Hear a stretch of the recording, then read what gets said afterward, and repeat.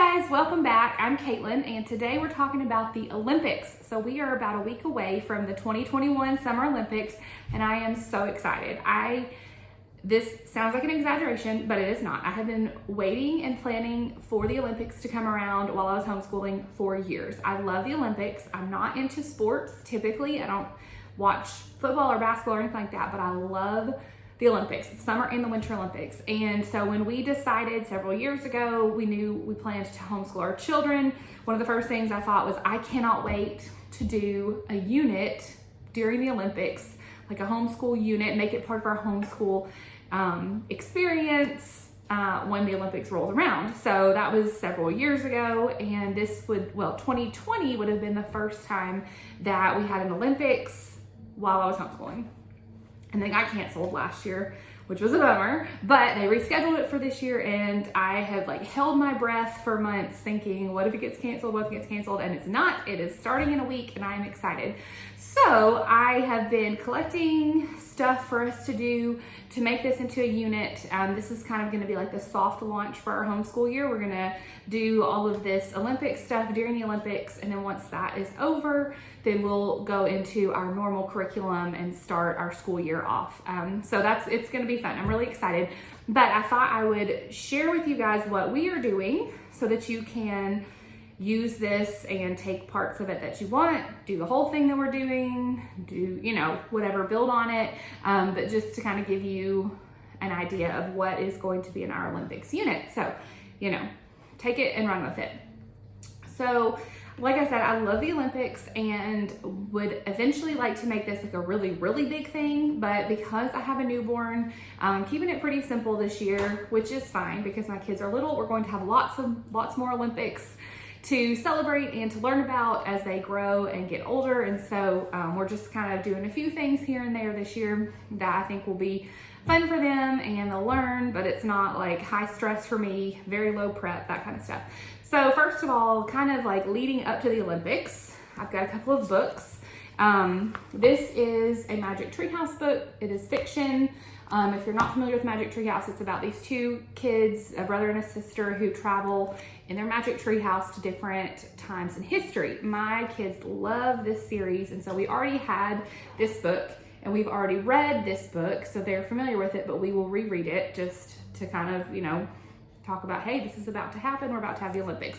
The Magic Tree House series also has these fact tracker books that are companion books to the fiction books in their series.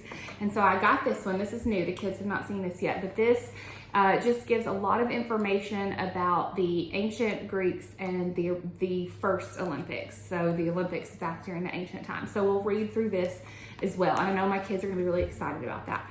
Unfortunately, as far as books go, this is about it. I found one, it's a picture book, and it's called G is for Gold, and it looks good, but it's sold out everywhere. I cannot find it anywhere, so I can't use it. So I'm going to keep an eye out for it between now and the next Olympics, which I believe there's a Winter Olympics scheduled for February of 2022. So just in a few months, we're going to be turning around doing this again in the winter.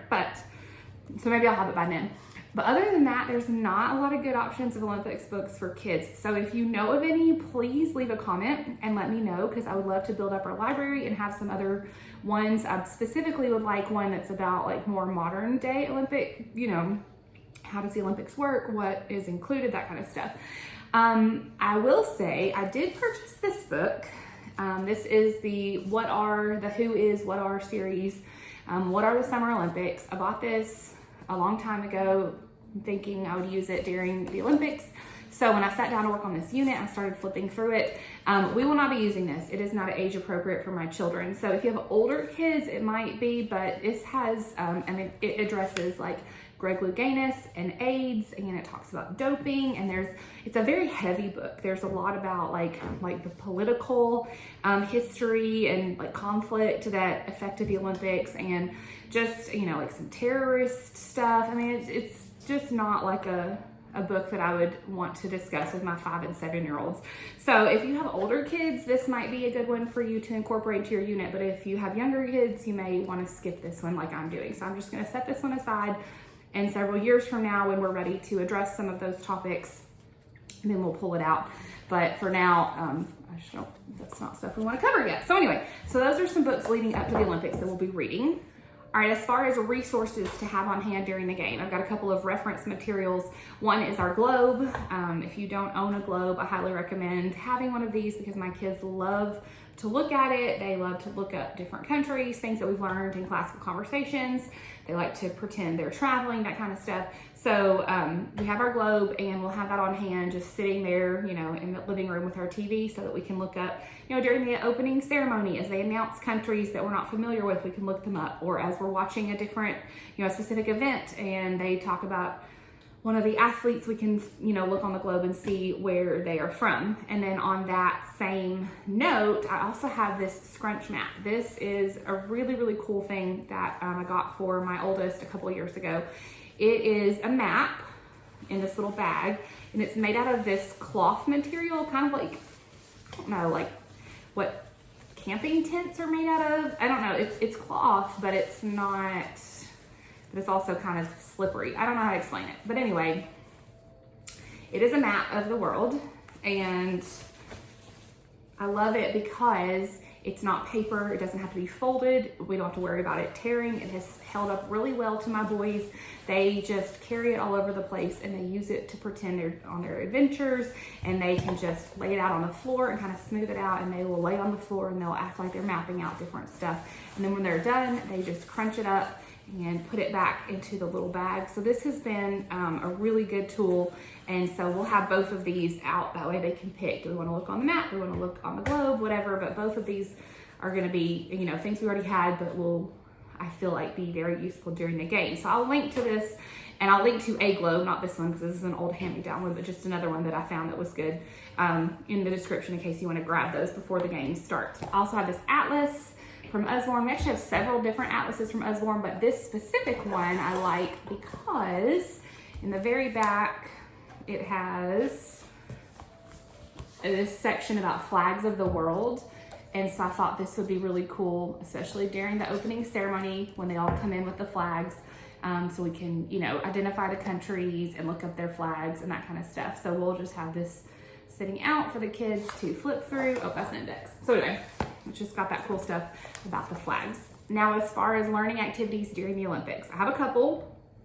If you do nothing else and you just want like a really simple, low prep thing to do with your kids, this activity guide is fantastic. And I'll link to it, of course. When I first started envisioning what I wanted my unit to look like and looking for materials, I kind of had in my mind like some things that I wanted, but I didn't want to create them myself. I don't have the skills to do that. And I just couldn't find what I was looking for. And I finally stumbled upon this person, this blogger, who made this workbook for the 2018 Olympics. And thankfully she made a new version for this year's Olympics. And it is everything that I wanted in an Olympics unit all together. I didn't have to piecemeal a bunch of stuff. I mean, I've pulled in a few extras, but not much, because this was everything. So you have two options of how you can purchase it. You can purchase it as a PDF and print it out yourself, or there's actually a pre-bound workbook on Amazon that you can just order and have it sent to your house. And so originally I was like, hey, I think the PDF is the way to go, that's what I did. I bought the PDF because if you buy the PDF, you can print it multiple times within your household. And I have two kids, so that saved me a little bit of money instead of having to buy two workbooks. Also, I know my kids, and they are like, you know, they'll be coloring something and they'll mess it up, and then they'll be all upset. And I thought this would be easy. If they mess something up, I can just print them another page from the document and all will be well. But then once I started printing it and realizing like my printer is kind of slow and I had to print it, and then I ended up, my husband bound it for us so that we have it as an actual workbook rather than just a bunch of loose pages. Then I was like, I wish I had just ordered the one from Amazon and spent a little bit of extra money, because that's literally easy button. Order it in 2 days, it's at your house, it's already bound, you just hand it to your kids, perfect. So if you're looking for something super easy, I just recommend getting the Amazon one. But if you have multiple kids or you want to print it out yourself, you know, go for it. You can get the PDF. I'll link to both in the comments. But it's just a little workbook that has a ton of different activities that covers writing and math and, history, and there's crossword puzzles, crossword puzzles and like word searches and dot to dot, and there's art, like drawing stuff, and there's, just all kinds of things. Let me show you what it looks like. Okay, let's look through this. So this was created to kind of cover, from kindergarten to 5th grade. So it's got a wide variety. Some things are very young and some things are for much older kids. And so my kids won't be able to do all of it, but they'll be able to do a majority of it. So I actually printed the cover twice. I printed it on cardstock so they would have like a colorful cover to their little page, but it's got, some history and compare and contrast, and some coloring, more coloring, sketching. Here's a really cool page about the opening ceremony for them to do while the opening ceremony is going on. Some maps. I liked this one a lot. They can color it in, or they can, put stickers on it or whatever. And there's the United States map. Let's see here. These pages were what I was most excited about. They can color in the number of medals. It's like a bar graph kind of here, and then they can tally up the medals here. And I think that's gonna be so fun for them to be able to, see who's winning and which country has the most. My kids love that kind of stuff. So this is gonna be really, really fun for them. And then there's some, word scrambles and matching, and there's Mad Libs, and this is, mean, medium, mode. This is too old for my kids, so they're not gonna be able to do that, but they can do a lot of it. And there's just like some number stuff for the younger kids, drawing, Olympian bios, so they can, learn about their favorite Olympians, like pick whoever they've really started following during the Olympics and learn some information about them. And then there's like a closing ceremony thing. So it's just a really, really cool book full of a ton of good stuff. Now, just a few other things. I found this free Olympics scavenger hunt online. I'll link to it below. It was just, it's got things like soccer, wrestling, cycling, the Olympic flame, the number 8. So just for your kids as they're watching the Olympics to try to collect all of these things. So I printed it off, and when we bound the workbook, I just put it in there as the very last page. If we had purchased the pre-printed workbooks, we would just have this as a loose paper elsewhere. But because I was making a little packet anyway, I just added that to it. I also found this, how many medals does our country have tally sheet. So yes, there's tally sheets in here, but this one is just for the US. And I laminated it, and I'm gonna stick it up on the wall, and then we'll have a dry erase marker, and we can just like keep up with it, during the day, so that everyone can see it and it's always visible, and we can cheer, for the country and all that kind of stuff. So I'll link to that. And then finally, this is a learning unit about Japan from Sunlight, the curriculum company. I've never used their stuff before, but they were offering a free unit to, go along with the summer games. And so I printed that off, and basically it's just a bunch of reading passages about Japan, about the country, about their economy, about their culture, that kind of stuff. And then there's some like notebooking pages with questions on them that you can do, and maps, that sort of thing. So I printed it off, and I figure we will read through this, a little bit every day during the games, just to learn about Japan. I don't know that we'll do all of the questions, especially since my kids are little and not great writers yet, but I still think it'll be good just for us to learn about Japan as we're watching the games. So that is it as far as things I have planned for us to do, learning wise, like curriculum type stuff. Also, we're gonna do some fun stuff with food. I love food. Our family loves food. And so we use any opportunity to do fun stuff with food. So on Friday, the opening day, the opening ceremony day, we're gonna do Olympic themed food all day. So for breakfast, I'm either gonna just put red and blue sprinkles in their regular oatmeal, or I might make some strawberry or blueberry muffins, so red and blue. For lunch, I found this cute idea on Pinterest where they took serving platters because they were doing it for a party. I'm just gonna do normal lunch plates, but they took 5 of them, and then they took like Oreos for the black ring, and cheddar cheese and crackers for the yellow ring, and like strawberries and raspberries for the red one. Green vegetables for the green one, and then they have like some blue candy for the blue one, and I figure I'll probably do blueberries. But anyway, so they arrange the food in circles on the plates and then put the plates, you know, like the Olympic ring symbol. So we're gonna do that for lunch. For snack, I'm gonna get sugar cookies and white icing and M&Ms, and we're just gonna ice our cookies and use the M&Ms to make the colored rings for the Olympic rings. And then for supper, we're gonna get Japanese food while we watch the opening ceremony, because it is taking place in Japan. So that's what we're going to do on Friday. And then there's a ton of Olympic food ideas out there. So if you just Google like Olympic party food, you'll find blog posts and stuff about people who've done Olympic themed parties and the food they've used. And I saw like people took parchment paper and turned it into cones and put popcorn in it, and it was like a torch. And you know, people made cupcakes, and people made like fruit pizza that was red, white, and blue, like, you know, the American flag.